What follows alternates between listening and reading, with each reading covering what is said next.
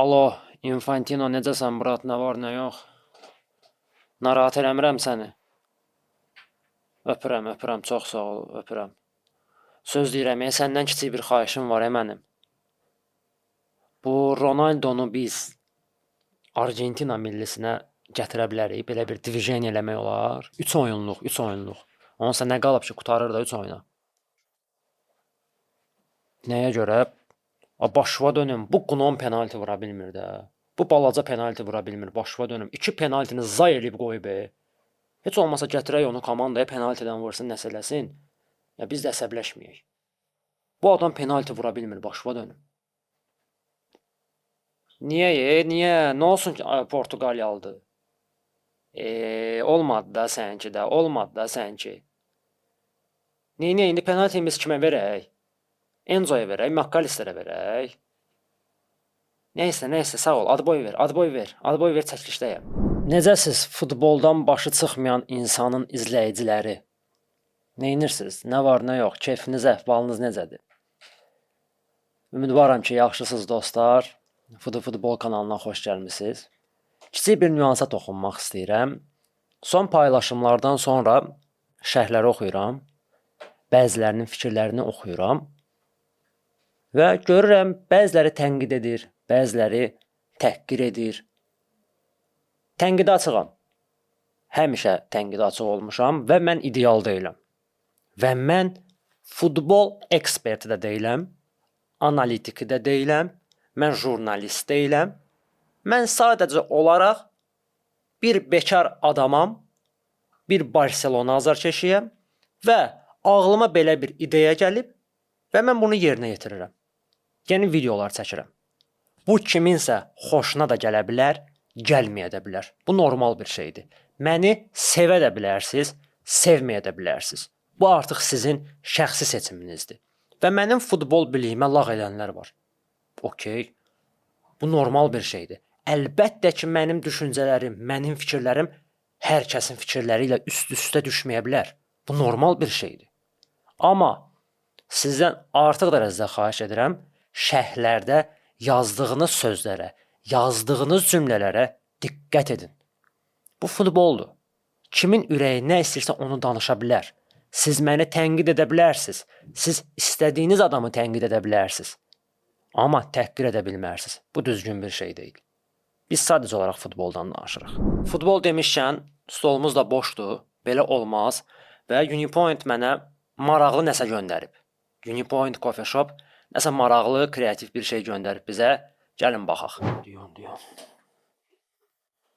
Qəşəng. Nədir belə? Oyda. Nə qəşəng şeydir bu? Çiyələklidir, brat. Nədir bu vəfşə beləcə qatışdıraq bunu?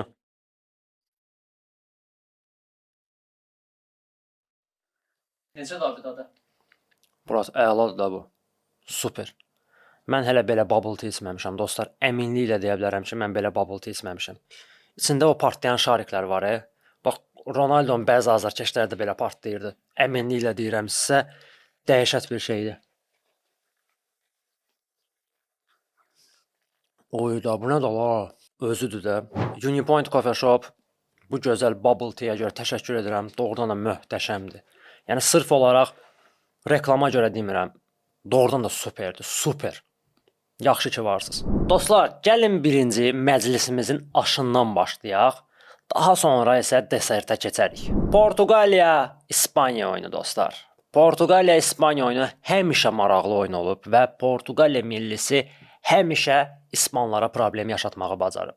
2010-cu il, 2012-ci il, 2018, 2025 həmişə Portuqallılar İspanlarla dirəşiblər. Və hər zaman İspanlar çətinliklə də olsa qalib gəlməyə bacarıblar. Amma çox çətinliklə bacarıblar və bu oyun da istisna olmadı. Oyun bərabər səviyyədə keçirdi və hər iki komanda məncə növbəti mərhələni haqq edirdi. Amma İspanlar az da olsa daha ağıllı və daha məntiqli futbol oynadılar. Bəli, İspanların heyəti güclüdür. Portuqalların heyəti də güclüdür və hərəsinin özünə görə üstünlükləri var. Mən indi burada oyunu tam olaraq analiz etmək istəmirəm. Amma İspaniya milli komandasının mövqelərini analiz etmək istəyirəm. Hücum, yarım müdafiə və müdafiə xəttlərini. Gəlin müdafiədən başlayaq. Məncə İspaniya milli komandası müdafiədə hələ ki ideal oynayır. Hələ ki ideal oynayır və buna sübut olaraq onu görə bilərik ki, İspaniya milli komandası hələ qapısında qol görməyib. Dünya çempionatında qapısında qol görməyən yeganə komanda İspaniya milli komandasıdır. Və burada Pau Kubarsinin çox böyük əməyi var, çox. İndi hamınız deyəcəksiniz ki, Barcelona oyunçusudur, Fuad yenə də Barcelona oyunçusunu tərifləyir. Yox, mən bura təkcə Pau Kubarsini tərifləmək istəmirəm. Əlbəttə ki, ümumi İspaniya millisinin müdafiə xətti ideal oynayır və biz onu görə bilərik ki, Pau Kubarsinin yanına təcrübəli, peşəkar müdafiəçi qoyanda Kubarsi səhvsiz oynayır və ideal oynayır. Biz bunu görürük. Gəlin ötən mövsüm Kubarsinin Barsadakı oyununa baxaq və İspaniya millisindəki oyununa baxaq. Çox böyük fərq var, çox. Adam 30 yaşlı təcrübəli bir müdafiəçi kimi oynayır. Nəyə görə? Çünki yanında Emerick Laporte var. Bəli, Emerick Laporte dünyanın ən yaxşı müdafiəçisi deyil. Amma Emerick Laporte təcrübəli bir müdafiəçidir və Kubarsiyə güvən verir. Kubarsiyə güc verir. Və digər maraqlı nüans isə budur ki, İspaniya milli komandası Hansi Dieter Flick'in futbolunu oynamır. Hansi Dieter Flick müdafiəni gətirir mərkəzə, amma De La Fuente belə etmir və İspaniya milli komandası normal orta blokla futbol oynayır. Və Kubarsi buna görə də əziyyət çəkmir. Mənə görə hal-hazırda Kubarsi İspaniya millisinin heyətində oynayan ən yaxşı 3 oyuncudan biridir. Gəldik yarım müdafiə xəttinə. Biz dedik ki, Kubarsi Barcelonada pis, İspaniya milli komandasında isə əla oynayır. Amma təəssüflər olsun ki, Pedri haqqında bunu deyə bilməyəcəm. Pedri Barcelonada göstərdiyi sehri, Barcelonada göstərdiyi o möcüzəni təəssüflər olsun ki, İspaniya milli komandasının heyətində göstərə bilmir. İndi deyə bilərsiniz ki, bəlkə oyuna alınmır, yaxşı gün keçirmirdi. Okey. Amma gəlin 2024-cü ilə qayıdaq. Avropa çempionatına qayıdaq. Pedri onda da belə oynayırdı. Pedri onda da belə idi. Yəni bilmirəm problem nədir. Bəlkə də problem De La Fuente'dədir. Bəlkə də problem Rodri'dədir ki, Pedri'nin tam açılmağına şərait yaratmır. Tam açılmağına mane olur. Amma bu Pedri Barcelona'dakı Pedri deyil. Biz Pedri'nin oyuna baxırıq, deyirik ki, bu orta statistik bir yarım müdafiəçidir. Yəni Barcelona'dakı Pedri belə oynamazdı. Barcelona'dakı Pedri oyunu öz üzərinə götürür. Mərkəzi tam kontrol edir. Amma İspaniyada bunu edə bilmir. Hətta mən belə bir şey deyim, Dani Olmo İspaniya millisi üçün daha önəmli fiqurdur nəinki Pedri. Ümid edirəm ki, De La Fuente Pedri'yə başqa bir vəzifə tapa bilər bu millinin heyətində və yarım müdafiədə öz potensialını göstərməsi üçün şərait yaradar. Amma bu Pedri doğrudan da o deyil. Ümumən biz özümüz də çox gözəl bilirik ki, İspaniya milli komandasının təməli, özəyi yarım müdafiəçilərdən ibarət olub. 2010-cu il İspaniyaya baxırıq, 2012-ci il İspaniyaya baxırıq.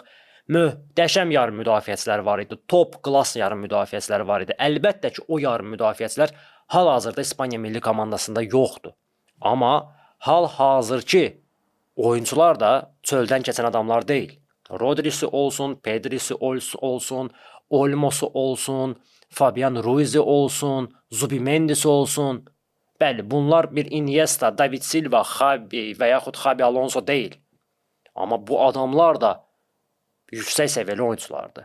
Amma biz İspaniya millisində o wow səviyyədə yarım müdafiə dominasiyasını görmürük. İspaniya futbolunun təməli yarım müdafiədə göstərdiyi dominasiyaydı. Bu dominasiya hal-hazırda yoxdur və sırf olaraq bu komanda yarım müdafiədən asılı deyil. Və mən burada Lamine Yamal haqqında da danışmaq istəyirəm. De La Fuente Lamine Yamalı sağ winger kimi çox incidir. Mən bunu açıq deyəcəm. Bəli, Lamine Yamal yaxşı formada deyil. Lamine Yamal zədədən qayıdıb və hiss olunur ki, bizim öyrəşdiyimiz, bizim gördüyümüz Lamine Yamal deyil bu. Amma De La Fuente Lamine Yamalı cinaha bərkilib onu ora kilidləyəndə Lamine Yamalın oyuna alınmır. Çünki Lamine Yamalın üzərinə 3 nəfər birdən düşür. Mən anlayıram, Lamine Yamal gözəl, texnikalı, driblyor bir oyuncudur, amma Lamine Yamal Messi deyil də. Lamine Yamal Messi deyil dostlar. Və ondan belə wow bir performans gözləmək hələ tezdir. Çünki uşaqdır adam. Və onun üzərinə Nuno Mendes kimi dünyanın ən yaxşı müdafiəçisi düşürsə, arxasında Veiga düşürsə və plus Felix düşürsə, əlbəttə bu yazıq uşaq heç nə də bilməyəcək. Məncə De La Fuente Lamine Yamala az da olsa azadlıq verməlidir. Az da olsa onu sərbəst buraxmalıdır. Demirəm ki, İspaniya milli komandasının oyunu sırf olaraq Lamine Yamalın üzərində qurulmalıdır. Bu qeyri-mümkündür və belə düzgün olmazdı. Amma Lamine Yamala sərbəstlik və Lamine Yamala az da olsa biraz relax şəklində futbol oynamasına icazə versə, məncə hər şey yaxşı olar. Və digər bir nüans da Nico Williams'ın yoxluğudur. Nico Williams doğrudan da sol winger olaraq İspaniya millisində möhtəşəm işlər görürdü. Məsələn, Avro 2024-də, Millətlər Liqasında 2025-ci ildə çox gözəl işlər görürdü. Amma indi onun yoxluğu hiss olunur. Baena o deyil. Baena winger deyil. Baena'nın Nico Williams'ın edəcəklərini gözləmək düzgün olmazdı. Nico Williams sürət qatır. Nico Williams rəqibləri azalda bilir. Və bir tərəfdə Lamine Yamal, digər tərəfdə isə Nico Williams olanda artıq rəqiblər çaşbaş qalır, bilmirlər kimi tutsunlar. Amma hal-hazırda bunlar bilirlər ki, bizim bir işimiz var, Lamine Yamalı tutmaq. Başqa variantı yoxdur. Oyunun qırılma nöqtəsi, dostlar. Oyunun qırılma nöqtəsi Merino'nun oyuna girməsi oldu və Ferran Torres'in möhtəşəm asisti. Mən şəxsən bu qolu Ruben Diaz'ın ayağına yazıram. Çünki Ruben Diaz çox uşaq bir səhv etdi. Uşaq bir səhv etdi.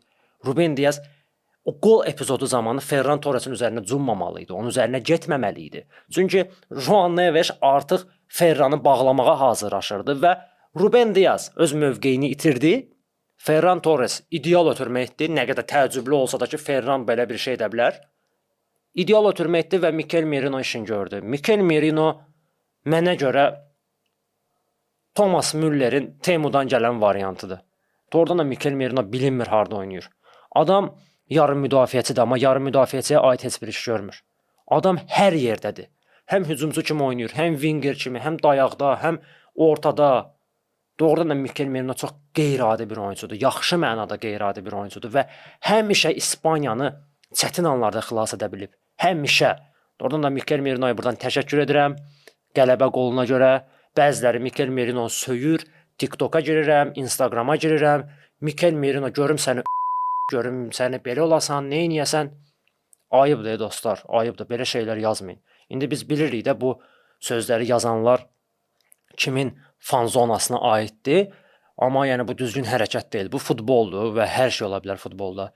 Kimisə hədələmək, kimisə təhdid etmək yaxşı bir hərəkət deyil məncə. İspaniya milli komandasının rəqibi, 4-1 finalda rəqibi Belçika komandası olacaq və məncə İspanlar bu oyunda az da olsa çətinlik yaşayacaqlar. Çünki Belçika komandası xarakterlə bura gəlib, güclə yox, futbol gücü ilə gəlməyib. Gəlin bu oyunumuzu alaq. Xarakterlə bura gəlib və inanıram ki, onlar İspanlara qarşı yenə də xarakter göstərəcəklər. Bəli, Belçika Portuqaliya deyil. Bununla Portuqaliyadan qat-qat zəifdilər. Amma onlarda komanda oyunu var, onlarda o əzm var və İspanlar az da olsa rahatlaşsalar, az da olsa arxayınlaşsalar, bu onlara problem yaşada bilər. Və məncə De La Fuente yaxşı fikirləşməlidir, ideal sastav hazırlamalıdır. Çünki Belçikanı gözdən çıxarmaq olmaz. Bu Belçika problemli halı ilə belə İspanlara problem yaşada bilər. Çünki İspanlar da ideal deyil. Mən yenə təkrar edirəm, İspanlar da ideal deyil. Bu biz gördüyümüz İspaniya deyil. Biz görmək istədiyimiz İspaniya deyil bu dostlar. Və ümid edirəm ki, İspanlar qalib gələcək və adını növbəti mərhələyə yazdıracaqlar. Murat, bu özü deyə qardaşım. Vallahi özüdür də bu mən. Cristiano Ronaldo haqqında danışmaq istəyirəm. Bu Cristiano Ronaldo'nun dünya kuboklarında keçirdiyi son oyunu idi. Deməyim ki, mən Cristiano Ronaldo'nu belə sevirəm və yaxud ondan ötürü ağzımın suyu axır. Amma yəni doğrudan da belə bir əfsanənin bu halda millidən ayrılması az da olsa adamı üzür. Bəli. Ronaldo mənə görə çox böyük bir oyuncudur. Ronaldo mənə görə tarixi bir oyuncudur. Futbolu dəyişən oyunculardan biridir. Bəziləri elə bilir ki, mən Ronaldo'nun heyteriyəm və Ronaldo'dan zəhləm gedir. Xeyr, bu belə deyil. Mən Ronaldonu doğrudan da böyük bir oyuncu hesab edirəm. O oyuncu ki, öz əzmi ilə, öz xarakteri ilə, öz qalib ruhu ilə özünü bura qaldırdı. O Messi qədər istedadlı deyildi. O Messi kimi sehirbaz deyildi. Allah ona Messiyə verdiyi sehri vermədi. Gəlin bunu boynumuza alaq. Amma Allah ona tam başqa bir şey verdi. Əzm, istək. Bax, budur Ronaldonu digər oyunculardan fərqli edən. Amma Ronaldonun karyerasının sonlarında etdiyi hərəkətlər, dediyi sözlər az da olsa onun statusunu aşağı saldı. İndi bəzi Ronaldo azarkeşləri var ki, əsəbləşəcəklər. Yenə də mənə deyəcəklər ki, Ronaldodan incikli qalmısan. Mən faktlarla danışmağı sevirəm. Ronaldo komandaya oynamaq istəmədi. Ronaldo Portuqaliyanın uğurlu olmasını istəmədi. Bəziləri mənə yazır ki, Fuad, o nə sözdür demisən? Ronaldo kuboku özünə görə istəyir, Portuqaliyaya görə istəmir, xalqına görə istəmir. Elə deyilsizcə? Ronaldo özü də çox gözəl bilir ki, hal-hazırda o deyil. Çox gözəl bilir və biz bunu gördük. Mən demirəm ki, Ronaldo millidə olmamalıydı. Ronaldo millidə olmalıydı. Amma əsas fiqur kimi yox. Çünki artıq o Lionel Messi kimi komandasını daşıya bilmir. Bunu hamımız açıq-aşkar görürük. Misal çəkirəm, Lionel Messi hal-hazırda Dünya Kubokunda Argentinanı tək daşıyır. Adam götürüb 10 nəfəri daşıyır. Əgər bunu Lionel Messi edə bilməsəydi və o da Ronaldo kimi batırsaydı, mən açıq-aşkar deyərdim ki, Lionel Messi, quzu kəsərəm sənə, qurban olum. Otur ehtiyatda, 70-dən sonra gir oyna, 80-dan sonra gir oyna. Nəsə olar eləyərsən, amma artıq sən o deyilsən, sən daşıya bilmirsən. Qəbullan bunu. Və əlbəttə ki, əminəm ki, mən Lionel Messi də belə olsaydı, o onu həll edəcəkdi. Amma Ronaldo bunu qəbullanmaq istəmir. Ronaldo deyir, yox, mən oynamalıyam. Ronaldo, bəlkə sənin komandaya o müsbət enerjin, sənin o komandaya verəcəyin töhfə meydanda yox. Bəlkə elə ehtiyat oyuncular skamyasındaydı. Sən orada bir lider kimi, sən orada bir ağsaqqal kimi komandaya dəstək olsaydın, bəlkə hər şey tam başqa cür ola bilərdi. 2016-cı ildə Cristiano Ronaldo zədə aldı Avropa çempionatının finalında və oyun ərzində ikinci məşqçi oldu Portuqaliya millisi üçün. İkinci məşqçi oldu. Daha doğrusu ikinci baş məşqçi oldu və komandanı qələbəyə apardı. Bax, o Ronaldoydu. O lider xarakteri idi. O əsl kapitan idi. Komandaya meydanda yox, meydandan kənar dəstək oldu və komandanı çempionluğa apardı. Bəli, özü oyunda olmasa da komandanı çempion etdi. Hərəkətləri ilə, sözləri ilə. Amma indiki Ronaldo onu etmir. Belə bir söz var. Hörmət hörmətə bağlıdır. Ortaya belə bir sual çıxır. Nujeli Portuqaliya millisinin heyətində bir oyuncu tapılmadı ki, gəlsin Ronaldoya təsəlli versin, Ronaldoya dəstək olsun, Ronaldonun göz yaşlarını silsin. Heyətdə neçə oyuncu olur? 20-25 dəqiq sayın bilmirəm. Deməli, hamı pisdir, bir Ronaldo yaxşıdır. Gəlin biraz məntiqlə fikirləşək. Nəyə görə Portuqaliya millisinin heyətindəki oyuncular Ronaldoya belə düşmən kimi yanaşırlar? Yenə təkrar edirəm, hörmət hörmətə bağlıdır. Ronaldo deməli bir kapitan olaraq, bir ağsaqqal olaraq komandada olan oyunculara yetərincə qədər hörmət qoymayıb ki, bu oyuncular da ona hörmət qoymurlar. Ronaldo Özbəkistanla oyunda dubl etdi və qışqırdı ki, mən geri döndüm. Amma o, mən geri döndüm deməməli idi. O, biz geri döndük deməli idi. Ronaldonun bəzi hərəkətləri 41 yaşlı bir peşəkar oyuncunun hərəkətlərinə yaraşmır. Və komandanın heyətində olan oyuncular görür ki, bu bizə dəyər vermir. Bu ancaq özün fikirləşir. Bu ancaq özünü bir nömrə olaraq görür və bizi sadəcə olaraq instrument kimi görürsə, mən nəyə görə bu oyuncuya can yandırım? Bruno Fernandes, Joao Neves, üzr istəyirəm, Vitinha, nə bilim, Veiga, Ruben Dias, Felix. Bu adamlar dünya kubokunu qaldırmaq istəmirlər. Bu adamlar dünya çempionu olmaq istəmirlər. Əlbəttə olmaq istəyirlər. Amma görürlər ki, ona lazım olan dəyər verilmir. Bu komanda bir ailə ola bilmədi. Və bu komandanın ailə olması üçün Ronaldo ilk addım atmalıydı. Ronaldo onları bir yerə yığıb bir əmi kimi, bir ata kimi məsləhət verməli idi ki, gəlin mənə dəstək olun, biz bu ölkə üçün kuboku qazanaq. Necə Argentina millisi bunu edir? Çünki hamı bir ailədir, hamı Messiyə tabedir, yaxşı mənada tabedir. Messi deyir ki, mən sizə görə eləyirəm bunu, mən xalqıma görə eləyirəm, mənə kömək olun.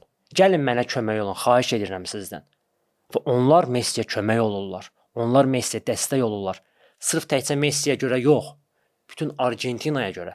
Özləri də bilirlər ki, biz Messidən asılıyıq. Və Messi orada ego göstərmir, Messi orada boş-boşuna provokasiyalar yaratmır. Ronaldo cərimə zərbəsini Mendeşə buraxır, Mendeş qol vurur və özünü göstərir, belə-belə eləyir ki, yəni mən elədim bunu. Yəni bunu edəndən sonra hansı Portuqaliyalı oyuncu sənə görə canın verməyə razı olar? Hansı Portuqaliyalı oyuncu sənə görə gedib pressing etməyə razı olar? Hansı oyuncu deyər ki, Ronaldoya görə vuruşacam? Gərək buna layiq olasan. Sən o öz xarakterinlə, sən o öz egonla, öz mən ən yaxşıyam düşüncəsi ilə əlbəttə o 20 neçə nəfərin arasında hörmət sahibi ola bilmərsən. Bu ola bilməz ki, o 20 neçə nəfər səhvdir, amma sən düzsən. Bir baxmısan, Messi quyuda, çətinlikdədir. Bir də baxmısan, Messi Misrə sultandır. Çox böyüksən Messi, çox böyük. Wow! Sadəcə olaraq wow!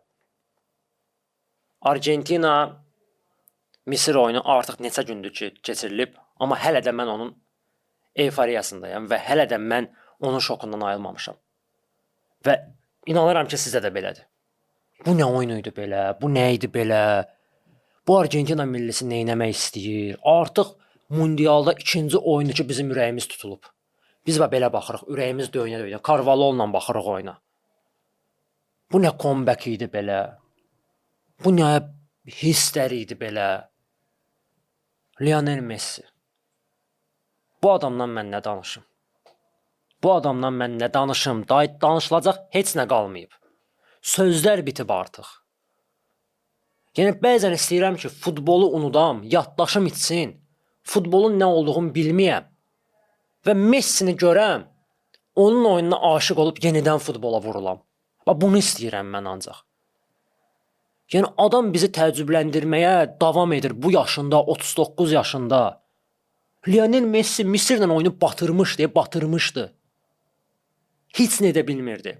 Penaltini qaçırdı. Oyunda top saxlaya bilmirdi ayağında. Hiss olunurdu ki, artıq yorğunçuluq var bunda, yorulub. Capo Verde ilə oyun az da olsa təsir edib Lionel Messiyə və yaş da öz sözünü deyir. Amma adam 80-ci dəqiqədən sonra oyunu belə eləyib dəyişdi. Çox böyüksən Messi, çox böyüksən. Valla doğrudan Messi qol vuranda, Messi nəsə eləyəndə mən elə sevinirəm ki, elə bil ki, mənim hansısa bir doğmam uğurlu olur. Bilmirəm bu hissi siz də yaşayırsınız, yoxsa yox. Bəlkə də kimlərsə bizə gülür indi deyir, siz bekarsınız, sizin işiniz gücünüz yoxdur, bu nə sözdür deyirsən. Amma doğrudan da belədir. Lionel Messi uğurlu olanda elə bilirəm mən də uğurluyam. Lionel Messi pis olanda mən də pis oluram. Əlacım ola, biləm ki, mən ona nəsə eləyə bilərəm ki, o futbolu daim oynasın, vallah eləyərəm. Yəni məndən nəsə tələb olunursa, mən eləyərəm ki, bu adam futbolu bitirməsin də, oynasın da adam. Desələr ki, Fuad, cavanlıq liksirini tapmışıq ki, bunu içsən heç vaxt qocalmayacaqsan, amma sən bunu içməlisən, bir dənə sənə veririk bunu. Gedib onu tapıb Messiyə verərəm ki, qurban olun, bunu iç qocalma da sən, mən razıyam, qocalım qoy ölüm, amma sənin futbolunu görüm daim. Bu adam dəhşətdir, bu adam sözlə ifadə oluna bilməz. Bu vergidir, bu Allahın bir sehridir. Elə bil Allah futbolu belə üflüyüb ona deyib ki, yəni sən bunu hamıdan yaxşı bacaracaqsan. İngilislər futbolu yaratdı. Braziliyalılar futbolu sevdirdi. Argentinalılar isə futbolu bizə öyrətdi. Hər şey qoyuram bir yana, amma bu Argentina milli komandasında çox böyük problemlər var. Bu Argentina milli komandası o deyil.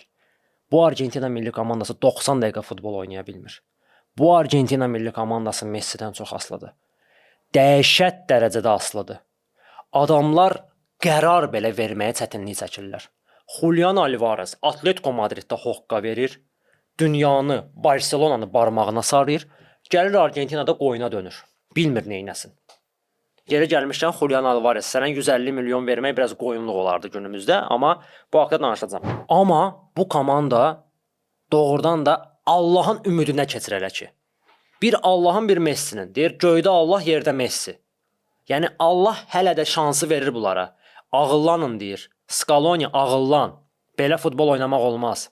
De Paul çatdırmır. Enzo Fernandez, McAllister çatdırmırlar, yorulublar. Enzo ümumiyyətlə son 2 oyunda batırıb. Enzo bəli, hal-hazırda Argentina milli komandasının yarım müdafiə xəttini tək daşımır deməyim, McAllisterlə daşıyır, amma hal-hazırda o deyil. Yəni yaxşı formada deyil. Baxmayaraq ki, qələbə qolunu vurdu, amma o deyil. Və Argentina milli komandası nəsə fikirləşməlidir. Daha gənc oyunculara şans verilməlidir. Və belə oyunla ingilislərin qabağına çıxmaq olmaz. Belə oyunla fransızların qabağına çıxmaq olmaz. Hələ biz Fransa, İngiltərə deyirik, amma İsveçrə də elə belə komanda deyil. Və İsveçrənin qabağına belə çıxmaq olmaz. Bu İsveçrə problem yaşada bilər Argentinaya. Çünki Argentinanın qabağına çıxan istənilən milli komanda onlara problem yaşadıb.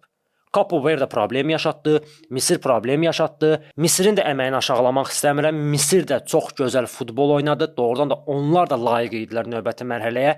Çox gözəl oynayırdılar. Sadəcə olaraq hesabı qoruyub saxlaya bilmədilər. Argentina milli komandasına kreativ oyuncular çatışmır.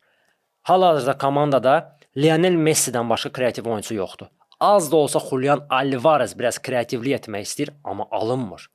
Bilmirəm niyə. 2022-ci ildə komandanın əsas fiquru Lionel Messi idi. Əsas kreativ şəkil Lionel Messi idi.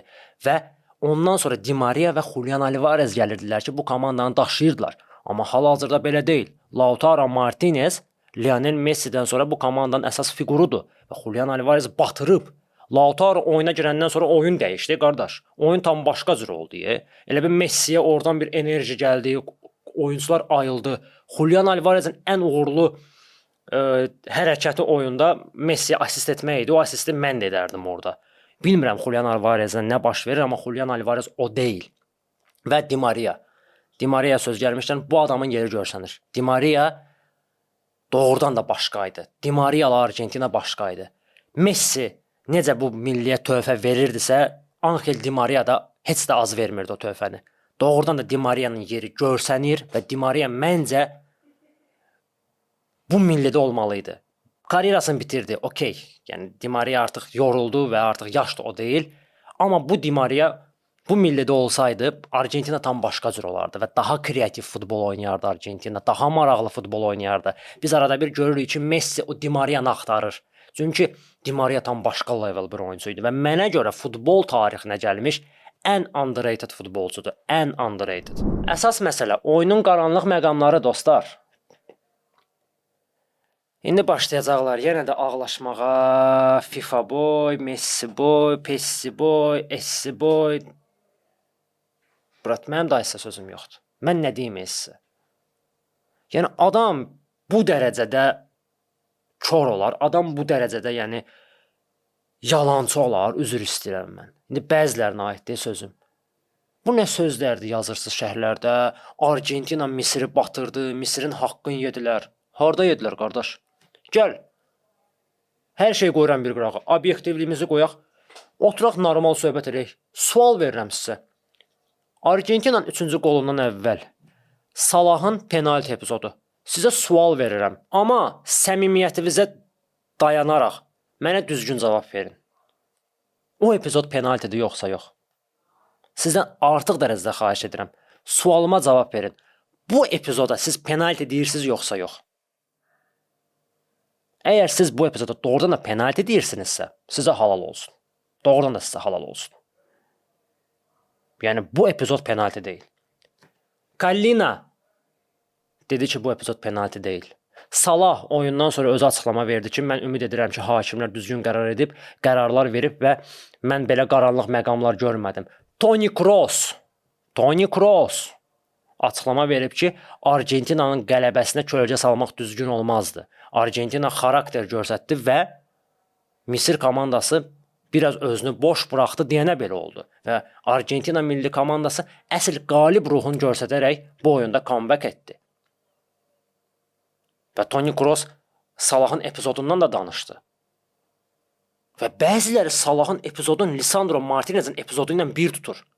Qardaşım, Salah uca yıxılır deyə. Salah uca gedirdi belə, ayaqları, barmaqları üstündə idi. Toxunuş heç olmamışdı, gücbala ilə toxunuş orada oldu. Heç olmasaydı belə artıq Salah yıxılırdı. Gəlin biraz obyektiv olaq da. İndi deyəcəklər, yaxşı, bəs Lionel Messi'nin qırmızı vərəqəsi, Əlcəzairlə oyunda Lionel Messi qırmızı almalıydı. Aha, almalıydı, razıyam. Mən boynuma alıram, bəli, almalıydı. O qırmızı vərəqə idi. Bəli, Lionel Messi olduğuna görə ona vermədilər. Yaxşı, sizə sual verirəm. Bəs nəyə görə Cristiano Ronaldo Dünya Kubokunun ilk 2 oyununu buraxmadı? Sual verirəm. Nəyə görə? Cristiano Ronaldo 2025-ci ildə İrlandiya ilə oyunda qırmızı vərəqə almışdı və oyuncuya bilə-bilə dirsəyi ilə zərbə endirdiyinə görə 3 oyunluq cəza almışdı. Bir cəzasını buraxdı, yəni bir cəza keçdi, oynamadı və ikisi qalmışdı. Bu 2 cəza da Kongo və Özbəkistanla oyunlara aid idi. Yəni Ronaldo o 2 oyunu buraxmalıydı. Nəyə görə buraxmadı? Nəyə görə? Mənə bunu bir izah etsin. FIFA elə bir tema çıxartdı ki, biz Ronaldoya sınaq müddəti veririk ki, o oynasın. Ya bir də elə şey olsa, okey, o qırmızı vərəqə qüvvəyə minəcək. Gedin başqasını aldadın da. Gəlməyin də. Belə şey var futbolda. Eynən Amerikanın oyuncusuna elədiklərini elədilər. Eynən. Belə şey var futbolda. Sınaq müddəti veririk. 3 aylıq stajrovkaya götürürsünüz onu. 3 aylıq işə götürürsünüz onu ki, ona siz sınaq müddəti verirsiniz. Bu nə hərəkətdir? Amma onu danışan yoxdur. Messi və Ronaldo haqqında son sözlərimi demək istəyirəm. Bəzi Ronaldo azarkeşləri çox pis olublar, məyus olublar Ronaldonun Dünya Kubokundan uzaqlaşmağına görə. Onları anlayıram və doğrudan da Cristiano Ronaldo, təkrar edirəm, güclü oyuncudur. Cristiano Ronaldo futbolu dəyişən oyunculardan biridir. Və mən demirəm ki, hamı Lionel Messi'ni sevib və onu bir nömrə olaraq görməlidir. Hərənin öz şəxsi düşüncəsi var. Sən Cristiano Ronaldo'nu sevə bilərsən. Sən Cristiano Ronaldo'nu özünə ideal olaraq görə bilərsən. Bu normal bir şeydir. Onu özünə bir nümunə olaraq görə bilərsən. Bu əla bir şeydir. Buna söz deyən yoxdur. Amma Cristiano Ronaldo'nu tarixin ən güclü oyuncusu kimi görə bilmərsən. Bu kiməsə görə belədir. Amma futbolu biz açıq-aşkar danışırıqsa, futbolu biz meydanda görürüksə, futbola biz normal baxırıqsa, biz aradakı fərqi hiss edirik. Bu adam tam başqadır. Bu adam bir istedaddır. Amma yenə də deyirəm, mən Ronaldonu aşağılamaq istəmirəm. Amma təəssüflər olsun ki, indi biz deyirik, gülürük, bəzən zarafatlaşırıq, buna görə bizi təhqir və tənqid edənlər var. Yaxşı, sizə belə bir sual verim.